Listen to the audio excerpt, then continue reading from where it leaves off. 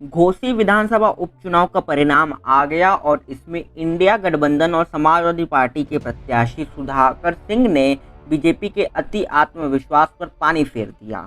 ये चुनाव केवल इसलिए इतना चर्चित रहा क्योंकि इस चुनाव को भाजपा ने अपने साख का परिचय बना दिया। अमित शाह ने एक बार फिर अपने राजनीति के चाल से वहां के सपा विधायक दारा सिंह चौहान को खरीद लिया और फिर उनको उपचुनाव में बीजेपी का प्रत्याशी बना दिया।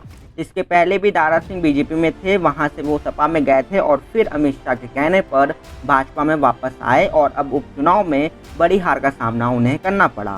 सुधाकर सिंह सपा के प्रत्याशी थे जिनको कांग्रेस का समर्थन था, जिसका परिणाम यह रहा कि वो 40,000 से भी बड़े अंतर से चुनाव जीत गए। इस जीत ने इंडिया गठबंधन को पहली सफलता दी है। ये चुनाव सीधे योगी आदित्यनाथ और उनके कैबिनेट की हार है, क्योंकि मुख्यमंत्री के साथ 1 दर्जन मंत्री और अनेक विधायकों ने इस सीट पर बीजेपी के लिए प्रचार किया था। बीजेपी के नेता नुक्कड़ सभा तक कर रहे थे, लेकिन फिर भी घोसी की जनता ने इस दल बदलू दारा सिंह के जगह अपना समर्थन सुधाकर सिंह को दिया। इस चुनाव में दारा सिंह के साथ ओपी राजभर का भी राजनीतिक भविष्य खत्म सा हो गया। ओपी राजभर जितना दम भरते थे कि उनका प्रभाव 20 सीटों पर है, वो सब 1 सीट पर ही खत्म हो गया। अब इस चुनाव के बाद ओपी राजभर कहीं के नहीं रहे। वैसे चर्चा इस बात की भी है कि ओपी राजभर को एनडीए का हिस्सा योगी आदित्यनाथ नहीं बनने देना चाहते थे, पर अमित शाह के फैसले के आगे उनको झुकना पड़ा। लेकिन इस हार ने अमित शाह को भी चित कर दिया है। उत्तर प्रदेश में उनकी रणनीति कितनी कारगर साबित होगी